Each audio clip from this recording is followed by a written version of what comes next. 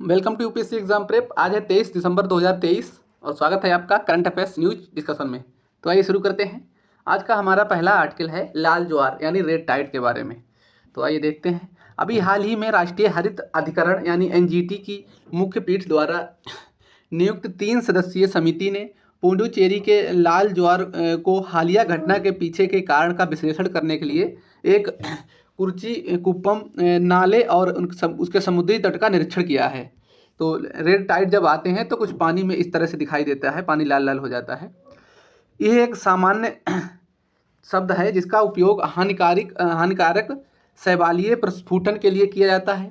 हानिकारक शैवाल प्रस्फुटन तब घटित होते हैं जब शैवाल शैवाल की मतलब जो कॉलोनियाँ होती हैं यानी पौधे जैसे जिसमें जीव जो समुद्र के मीठे पानी में रहते हैं उसको कॉलोनियाँ बोलते हैं, इसके नियंत्रण से बाहर हो जाते हैं। लाल ज्वार इसका नाम इस तथ्य से आया है कि शैवाल की अत्यधिक वृद्धि के कारण पानी का रंग लाल हो सकता है। ऐसा क्यों होता है? तो ये कृषि जो कारखाने होते हैं, सीवेज उपचार संयंत्रों और अन्य जो स्रोतों से निकलने वाले रसायन भूमि पर पानी में घुल जाते हैं। ये अपवाहित जल अंततः समुद्र में बह जाता है और शैवाल के तेजी से बढ़ने का कारण बन जाता है, जिससे लाल ज्वार आ जाता है। इसके प्रभाव क्या होते हैं? तो रेड टाइड ये लाल ज्वार का कारण बनने वाले कुछ शैवाल शक्तिशाली विषाक्त पदार्थों का उत्पादन करते हैं जो हानिकारक रसायन हैं तथा जो मछली, शंख, स्तनधारियों और पक्षियों को मार सकते हैं। यदि लोग जहरीले शैवाल के साथ पानी में मौजूद मछली या सेलफिश जो होता है उसको खाते हैं तो वे विषाक्त पदार्थों को भी निगल लेते हैं जो उन्हें उनका बीमारी का कारण बनता है। हमारा अगला आर्टिकल है प्रतिभूति अपीलीय न्यायाधिकरण यानी सैट के बारे में। तो देख लेते हैं कि सिक्योरिटीज अपीलेट ट्रिब्यूनल के बारे में। तो अभी सिक्योरिटीज अपीलेट ट्रिब्यूनल यानी सैट ने हाल ही में इनसाइडर ट्रेडिंग होते हैं उसके मामले में फ्यूचर रिटेल चेयरपर्सन और अन्य कुछ प्रमोटरों को सिक्योरिटीज मार्केट से 1 साल के लिए प्रतिबंधित करने वाले जो सेबी के आदेश को रद्द कर दिया है। तो तभी ये चर्चा में है। तो आइए देख लेते हैं। अभी देखते हैं प्रतिभूति अपीलीय न्यायाधिकरण के बारे में। इसका गठन भारतीय प्रतिभूति और विनिमय बोर्ड यानी सेबी अधिनियम 1992 के प्रावधानों के अनुसार एक वैधानिक और स्वायत्त निकाय के रूप में किया गया था। इसकी स्थापना मुख्य रूप से सेबी अधिनियम के तहत एक निर्णायक अधिकारी द्वारा पारित आदेशों के खिलाफ जो अपील सुनने के लिए की गई थी। सैट निम्नलिखित आदेशों के विरुद्ध अपील सुन सकता है। इसमें भारतीय बीमा विनियामक और विकास प्राधिकरण यानी इरडाई द्वारा उसके समक्ष दायर मामलों के संबंध में जारी किए गए आदेश और पेंशन फंड नियामक और विकास प्राधिकरण द्वारा इसके समक्ष दायर किए गए मामलों के संबंध में जारी किए गए जो आदेश हैं उनको सुनता है। सेबी द्वारा पारित आदेशों को सुने तो इसकी संरचना, तो इसमें सैट के एक पीठासीन अधिकारी और उतनी ही संख्या में न्यायिक और तकनीकी सदस्य भी होते हैं जितनी संख्या में केंद्र सरकार इनको निर्धारित कर सकती है। पीठासीन अधिकारी के रूप में नियुक्त व्यक्ति को निम्नलिखित आवश्यकताओं को पूरा करना होता है। जो पीठासीन अधिकारी होता है उसकी कुछ एलिजिबिलिटी होती हैं। तो उसमें वो जैसे कि वो उच्च न्यायालय के सेवानिवृत्त या वर्तमान न्यायाधीश होना चाहिए, वो उच्च न्यायालय के मुख्य न्यायाधीश के समकक्ष होना चाहिए, या वह उच्च न्यायालय का न्यायाधीश जिसने उच्च न्यायालय में न्यायाधीश के रूप में कम से कम 7 वर्ष की सेवा पूरी कर ली हो, या वह न्यायिक सदस्य जो कम से कम 5 साल की सेवा के लिए उच्च न्यायालय के न्यायाधीश पद पर रहा हो। तकनीकी सदस्य, तो इसमें केंद्र सरकार के मंत्रालय या विभाग के सचिव, ये उसके अतिरिक्त सचिव या केंद्र सरकार या राज्य सरकार का कोई समकक्ष पद होता है इसमें शामिल होते हैं। ये प्रमाणिक क्षमता, निष्ठा और प्रतिष्ठा वाला व्यक्ति जिसके पास प्रतिभूति बाजार, पेंशन फंड, कमोडिटी डेरिवेटिव या बीमा सहित वित्तीय क्षेत्र में कम से कम 15 वर्षों का विशेषज्ञता हासिल हो और ये पेशे पर उसका अनुभव हो, इसमें वो भी इसका मेंबर बन सकता है। पीठासीन अधिकारी और न्यायिक सदस्यों की नियुक्ति भारत के मुख्य न्यायाधीश या उनके नामित उनके द्वारा जो कोई व्यक्ति नामित करा जाता है उसके परामर्श से केंद्र सरकार द्वारा की जाती है। इसका कार्यकाल, तो पीठासीन अधिकारी और उन अन्य सदस्यों का कार्यकाल उनकी नियुक्ति की तारीख से 5 साल के लिए होता है और वे अधिकतम 5 साल के लिए दूसरे कार्यकाल के लिए भी पुनर्नियुक्त होने के पात्र होते हैं। हालांकि कोई भी पीठासीन अधिकारी या सदस्य 70 वर्ष की आयु प्राप्त करने के बाद पद पर नहीं रह सकता। सेट के पास वही शक्तियां हैं जो किसी मुकदमे की सुनवाई करते समय सिविल प्रक्रिया संहिता के पास सिविल कोर्ट में निहित होती हैं, वही सारी शक्तियां सेट के पास होती हैं। इसमें अपील कौन कर सकता है? तो सेबी या न्याय निर्णायक अधिकारी के आदेश से जो व्यथित प्रत्येक व्यक्ति SAT यानी सेट में अपील करने के लिए उत्तरदायी है। पार्टियों की सहमति के लिए दिए गए किसी भी आदेश के खिलाफ सेट में कोई अपील नहीं की जा सकती है।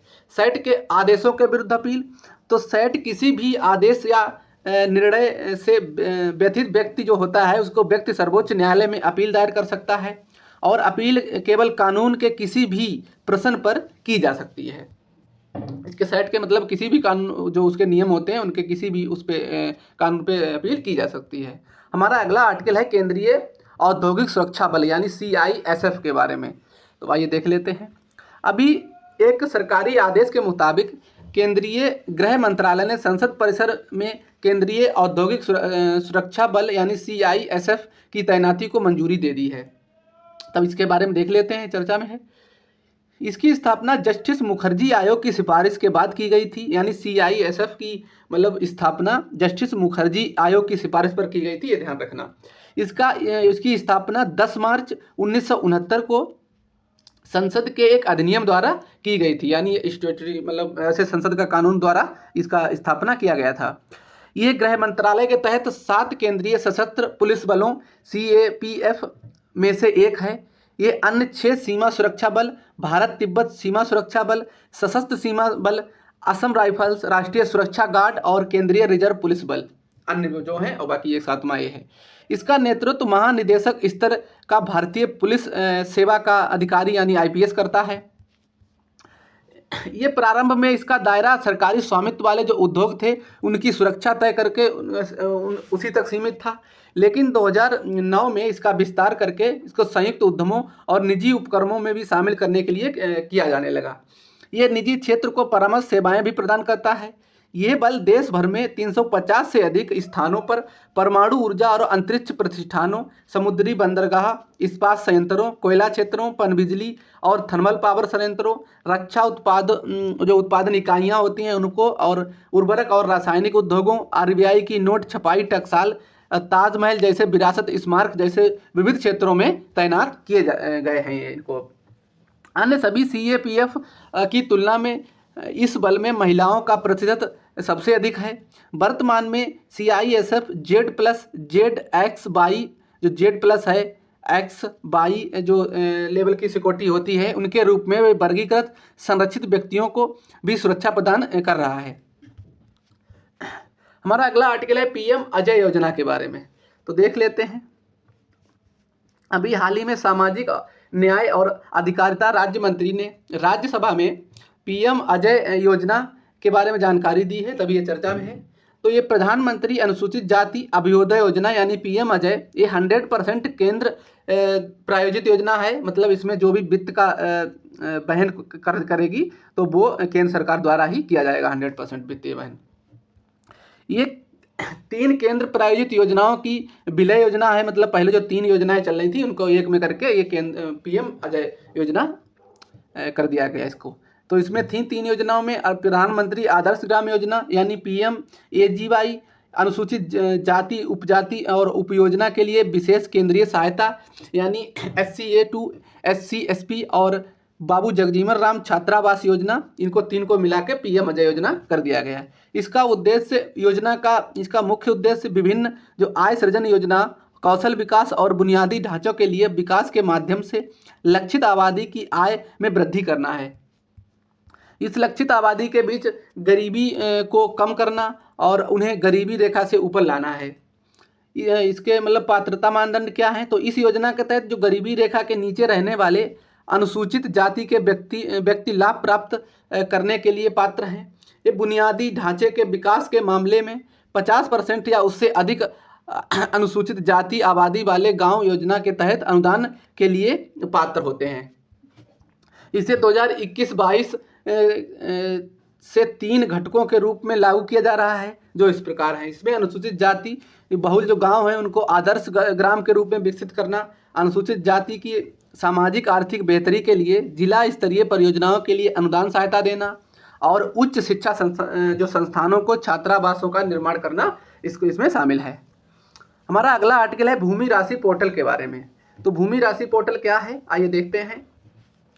अभी केंद्रीय सड़क परिवहन और राजमार्ग मंत्री ने हाल ही में कहा है कि भारतीय राष्ट्रीय राजमार्ग प्राधिकरण की 1467 परियोजनाओं को भूमि राशि पोर्टल के तहत लाया गया है। तो भूमि राशि पोर्टल के बारे में देखते हैं। ये सड़क परिवहन और राजमार्ग मंत्रालय की एक ई गवर्नेंस पहल है। इस पोर्टल का इरादा राष्ट्रीय राजमार्ग के लिए भूमि अधिग्रहण की प्रक्रिया में तेजी लाना है। ये भारत में राजमार्ग बुनियादी ढांचों के विकास परियोजनाओं में तेजी लाने के लिए भूमि अधिग्रहण अधिसूचनाओं के ऑनलाइन प्रसंस्करण के लिए एक एकल बिंदु मंच के रूप में कार्य करता है। ये पोर्टल भूमि अधिग्रहण प्रक्रिया की दक्षता को बढ़ाएगा, पारदर्शिता, जवाबदेहिता सुनिश्चित करेगा और इसके परिणाम स्वरूप लाभार्थियों के खाते में सीधे लाभ ई हस्तांतरण भी होगा। इसकी विशेषताएं, तो इसमें आसान प्रयोज्यता के लिए हिंदी और इंग्लिश मतलब अंग्रेजी दोनों में द्विभाषी एप्लीकेशन है, ये मतलब दोनों भाषाओं में है। और भूमि अधिग्रहण मंजूरी विवरण सहित परियोजनाओं के बुनियादी विवरण से जोड़ने के लिए इंटरफेस तैयार किया गया है।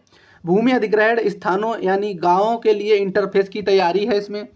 भूमि अधिग्रहण के लिए सक्षम प्राधिकारी विवरण के लिए इंटरफेस तैयार करना और CALA प्रत्येक नेशनल हाईवे परियोजना के लिए नियुक्त राज्य सरकार का एक राजस्व अधिकारी है। भूमि अधिग्रहण अधिसूचना उत्पन्न करने के लिए इंटरफेस है और भूमि विवरण के लिए इंटरफेस है। इसमें अधिसूचना तैयार करने के लिए इंटरफेस, सुचारू ई ऑफिस प्रबंधन सुनिश्चित करने के लिए प्रक्रिया प्रवाह में शामिल सभी लोगों के लिए संगठनात्मक ईमेल ID उनकी इसमें लगेगी और आपत्तियों और प्रसंस्करण के लिए इंटरफेस होगा। मुआवजा निर्धारण के लिए अंतिम रूप देने के लिए इंटरफेस है। जो भूमि मालिकों और उनको जो प्रभावी पक्षों के लिए भी इंटरफेस है। इसमें रिपोर्ट जनरेशन के लिए इंटरफेस, ये इसमें प्रभावित इच्छुक व्यक्तियों के खातों में वास्तविक समय के आधार पर मुआवजा जमा करने के लिए पोर्टल को वित्त मंत्रालय की सार्वजनिक वित्तीय प्रबंधन प्रणाली के साथ एकीकृत किया गया है। हमारा अगला आर्टिकल है इन्नोर क्रीक के बारे में। तो आइए देख लेते हैं। अभी भारतीय वन्यजीव ट्रस्ट और बेसेंट मेमोरियल एनिमल डिस्पेंसरी के विशेषज्ञ इन्नोर क्रीक में पक्षियों के लिए फीडिंग स्टेशन स्थापित करने के लिए योजना बना रहे हैं। इन्नोर क्रीक के बारे में देख लेते हैं। तो ये तमिलनाडु के तिरुवल्लूर जिले में स्थित एक बैक वाटर है।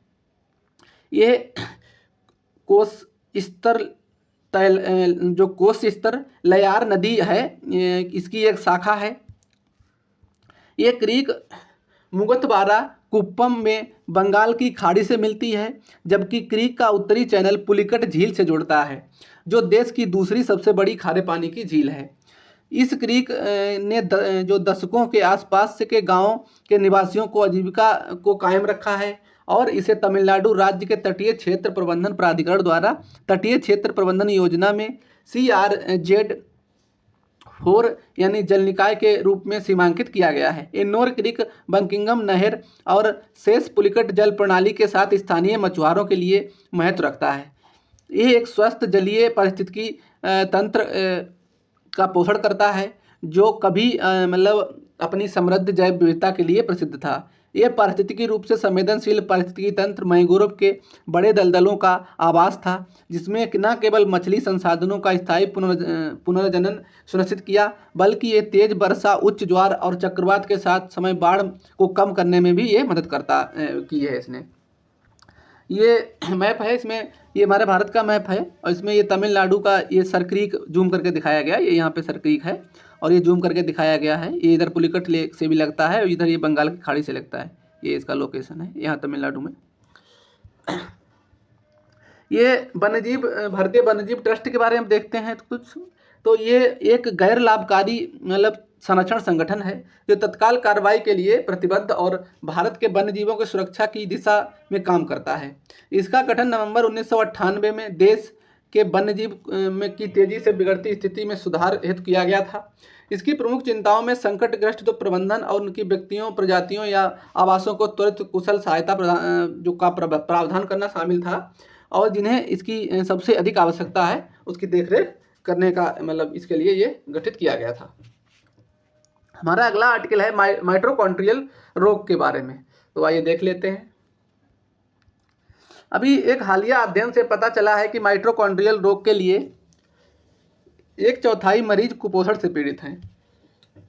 तो माइटोकॉन्ड्रियल रोग के बारे में जान लेते हैं।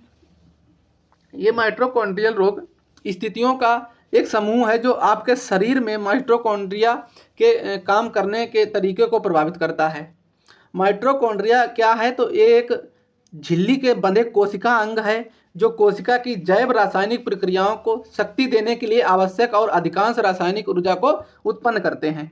वे इसे आपके भोजन से जो आने वाले ईंधन अणुओं यानी शर्करा जो बसा होता है उसके साथ ऑक्सीजन के संयोजन से बनाते हैं। माइटोकॉन्ड्रिया द्वारा उत्पादित रासायनिक ऊर्जा एडेनोसिन ट्राइफॉस्फेट नामक एक छोटे अणु में संग्रहित होती है। आमतौर पर माइटोकॉन्ड्रिया और इसलिए माइटोकॉन्ड्रियल डीएनए ये केवल जो माइटोकॉन्ड्रियल डीएनए होता है ये केवल मां से ही विरासत में मिलता है। जब माइटोकॉन्ड्रिया खराब होता है तो कोशिकाओं में पर्याप्त ऊर्जा नहीं होती है और अप्रयुक्त ऑक्सीजन और ईंधन अणु कोशिकाओं में जमा हो जाते हैं और ये शरीर को हानि पहुंचाते हैं। माइटोकॉन्ड्रियल रोग आपके मस्तिष्क, तंत्रिका तंत्र, जो मांसपेशियां, गुर्दे, हृदय, यकृत, आंखें, कान और अग्नाशय की कोशिका सहित आपके शरीर के लगभग किसी भी हिस्से को प्रभावित कर सकता है। इसका कारण क्या होता है? तो ये आनुवांशिक उत्परिवर्तन इन प्राथमिक माइटोकॉन्ड्रियल रोगों के लिए इनके कारण बनते हैं, इन्हीं कारण होता है। वे आमतौर पर 20 साल की उम्र से पहले होते हैं और कुछ शिशुओं में ये अधिक देखे जाते हैं। माइटोकॉन्ड्रियल डिस्फंक्शन तब होता है जब माइटोकॉन्ड्रिया मतलब किसी अन्य बीमार व्यक्ति की स्थिति के कारण उतना ही अच्छा काम नहीं करता जितना उन्हें करना चाहिए। उन्हें द्वितीयक माइटोकॉन्ड्रियल रोग कहा जाता है। इसके लक्षण क्या हैं?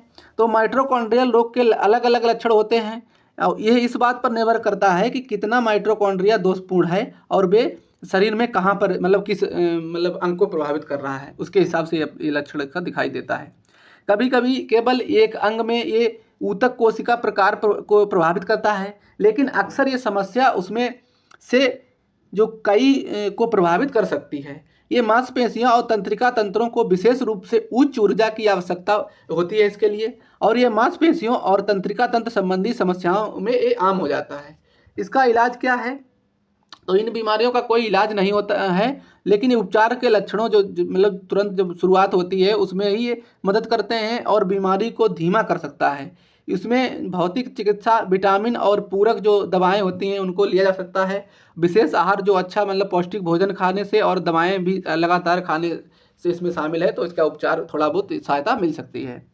हमारा अगला आर्टिकल है नामदफा में अभी उड़ने वाली एक 40 साल बाद गिलहरी फिर से मिली है जिसको लोग भूल ही गए थे।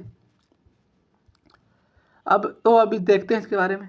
अभी हाल ही में 42 वर्षों तक लापता रहने के बाद अरुणाचल प्रदेश में नामदफा में उड़ने वाली एक गिलहरी फिर से देखी गई है, तो तभी ये चर्चा में है। तो ये अरुणाचल प्रदेश में पाई जाने वाली एक वृक्षवासी रात्रकालीन उड़ने वाली गिलहरी है, यानी ये पेड़ों पे रहती है और रात में ये चलती है। ये दुनिया की 43 ज्ञात उड़न गिलहरियों प्रजातियों में से एक है, मतलब 42 और भी गिलहरी हैं जो उड़ने वाली होती हैं, 43 में ये है। इसकी खोज नामदफा राष्ट्रीय उद्यान के अंतर्गत आने वाले क्षेत्र में होने के एक आधार पर इसका नाम नामदफा में उड़ने वाली गिलहरी रखा गया। ये गिलहरियाँ पक्षियों या चमगादड़ों की तरह उड़ने में सक्षम नहीं हैं, इसके बजाय ये पेड़ों के बीच सरकती हैं, मतलब एक पेड़ से दूसरे पेड़ पर कूदती रहती हैं, तो इसलिए इनको उड़न गिलहरी बोलते हैं। ये पूर्वोत्तर भारत में दिहिंग नदी के जलग्रहण क्षेत्र, विशेष रूप से पटकाई रेंज की पश्चिमी ढलान पर, अक्सर पहाड़ी ढलानों पर ऊंचे मेसुआ फेरिया जंगलों में निवास करती हैं। ये शाकाहारी हैं, यानी फ्रूजीफोर्स ग्रेनिवोर्स हैं, जो ये विभिन्न फल, मेवे, बीज, कवक, फूल और पेड़ों का रस खाती हैं। संरक्षण की स्थिति देख लेते हैं तो ये IUCN की लाल सूची में गंभीर रूप से संकटग्रस्त है, यानी क्रिटिकली इंडेंजर्ड है, क्योंकि ये 40 साल से मतलब अभी देखी नहीं गई थी, तो इसको लुप्तप्राय मान लिया था। अगर इसमें देखी गई है 2-4 तो इसका मतलब ये बहुत कम है वहाँ पे जो हैं भी, तो इसलिए इनको जो IUCN की रेड लिस्ट में क्रिटिकली इंडेंजर्ड रखा गया है। और जो क्रिटिकली इंडेंजर्ड जो भी प्राणी है उस पर खास मतलब हमारे एग्जाम UPSC में नज़र रहता है और ये इंपॉर्टेंट भी हो जाता है। वन्य जीव संरक्षण अधिनियम 1972 की सूची 2 में ये शामिल है। अब देख लेते हैं नामदफा बाघ अभयारण्य के बारे में थोड़ा मुख्य तथ्य इसके। तो ये हमारे भारत का मैप है और इसमें यहाँ पर है पूर्वोत्तर में, ये पूरा जूम करके दिखाया गया है इसमें अरुणाचल प्रदेश का मैप। और इसमें ये इंडिया म्यांमार बॉर्डर पे ये है नामदफा टाइगर मतलब राष्ट्रीय उद्यान है जो नामदफा, ये इंडिया और म्यांमार बॉर्डर पे है। अब आइए इसके बारे में देख लेते हैं। तो ये चांगलांग डिस्ट्रिक्ट है जो अरुणाचल प्रदेश का यहाँ पर स्थित है, ये इंडिया म्यांमार बॉर्डर पे। तो ये अरुणाचल प्रदेश के चांगलांग जिले में स्थित है और ये नामदफा नदी के नाम पर इसका नाम पड़ा, जो दफा बूम से निकलती है और नोआ दिहिंग नदी से मिलती है। ये नदी राष्ट्रीय उद्यान के ठीक जो उत्तर दक्षिण दिशा में बहती है, इसलिए इसका नाम नामदफा रखा गया। ये संरक्षित क्षेत्र के उत्तर पूर्वी हिमालय की जो मिसमी पहाड़ियाँ हैं, मिसमी पहाड़ियों पर जो भी जनजाति रहती हैं उसको मिसमी जनजाति बोलते हैं। अरुणाचल प्रदेश में मिसमी जनजाति पाई जाती हैं। इनके दफाबूम पर्वतमाला और पटकाई जो पर्वतमाला है उसके बीच ये स्थित है। यहाँ पर सदाबहार वन, आर्द्र पर्णपाती वन और उपोष्ण कटिबंधीय वन, शीतोष्ण वन और अल्पाइन वन पाए जाते हैं।